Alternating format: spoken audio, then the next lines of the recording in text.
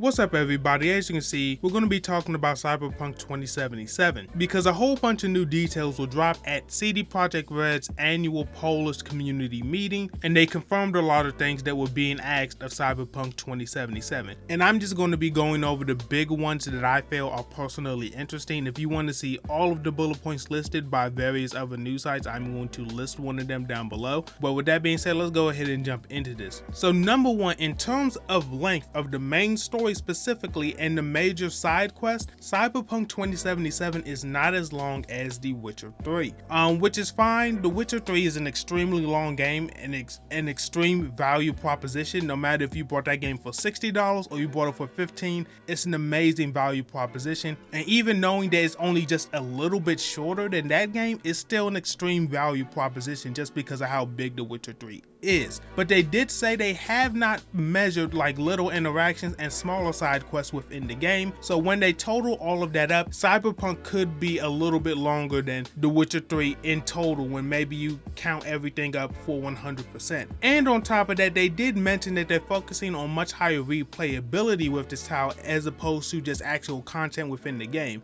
which makes a lot of sense because of how much they've hyped up the choices and how much control that you have over what your character does and how your character affects the world. So it makes a lot of sense that this game would have replayability and just how many different endings and possibilities that we'll see change throughout the story depending on what your character does earlier on in the game and where they end up later on is going to be very cool to see. And there was a question about what to do after the main game, and CD Projekt Red basically said that they found a really cool way to keep players playing the game afterwards, but they don't want to reveal that yet. They want people to experience that for the first time when they play the games themselves. So it's going to be very cool to see that as well. Maybe they'll have some type of rotating system of side quests that continually respawn like in Skyrim, which really isn't the most interesting thing in the world, but it is something. So maybe they'll have something similar to that or something completely new that none of us are thinking about. Next, they confirmed that while within the game, if you take too long to answer a dialogue option, the person that you're talking to will sometimes be annoyed at you just throwing like a snippy comment of some sort, because that is how people would interact with you in real life if you're just having a simple conversation and if you're just taking a little bit too long to answer, especially in the world of Cyberpunk 2077 where you're a gun for hire and you're dealing with high stakes people in a very intense environment. It would make a lot of sense that people get very snippy very fast. And going back to side quests one more time, the CD Projekt Red devs said The Witcher 3 quest structure was compared to a single line with a bunch of branches sticking out of it, which sometimes go back into that single line. In the Cyberpunk 2077, those branches grow more and more branches, which often tie around each other. That means the side quests that we decide to do will often evolve into more side quests, and those quests will have an impact on other quests as well as the main storyline to a much greater extent than they did in The Witcher 3. All thanks to those branches, they will be very hard to find in one playthrough, which is insane to say.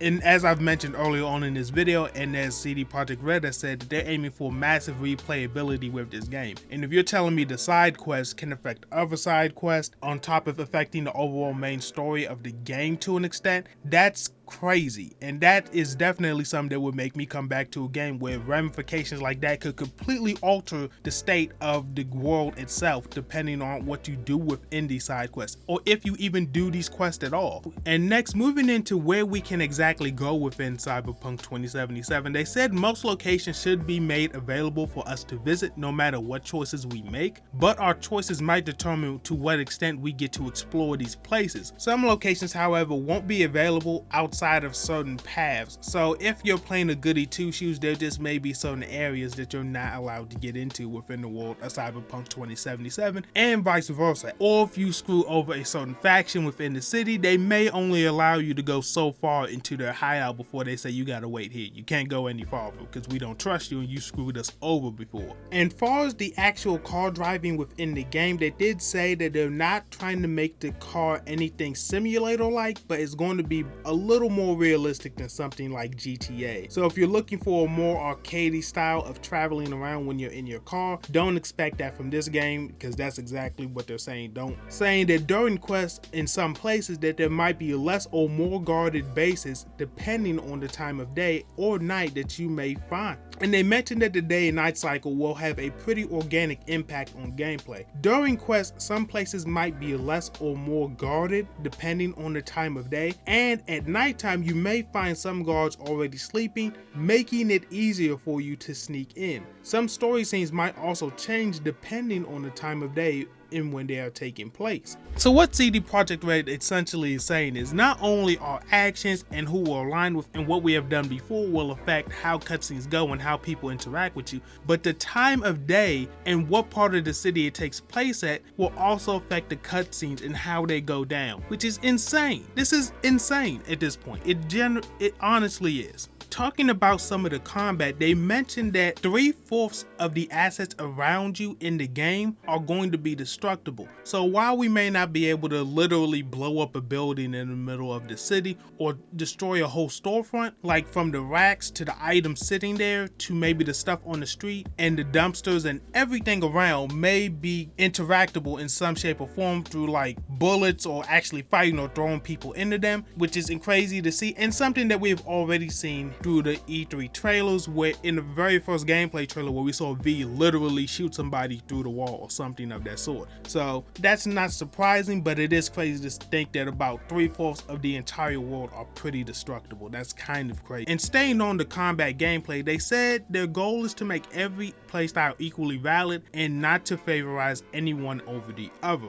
So they want to make it fun for everybody. So if you want to go through the game being an assassin type of character who sneaks around and only really fights the main enemies, they want to make that valid for you. If you're somebody who just wants to go in guns blazing, punching everybody's heads off, they want to make that valid and feel good as well. So hopefully they're able to do that, because that will also lead back into what they said earlier on in this Q&A, where they want to make this game super replayable. And last but not least, apparently they did motion capture for sex scenes. They did a lot of motion cap for those scenes, and they believe that their amount should satisfy everybody, which should calm down anyone who assumed that they would just skip those entirely just because the game is in first person. So we don't know what to expect from that, but that's really interesting. I think that's the first time in any video game ever we've ever heard about motion capture being used in sex scenes. That's a new one for me. With that being said, you guys, I did skip over quite a bit of this article, mainly because I didn't want to make this video too long, and there just were some things that I didn't find too interesting. But the link down below will be there just in case you want to read every single thing. And I'm going to leave all of you guys with a question. What are you most excited for in Cyberpunk 2077? It could be something mentioned in this video or something that you think could possibly be in the game or something that is already confirmed. Let me know down below. But with that being said, it has been your boy Skips. I will see you all in the next one, and I am out.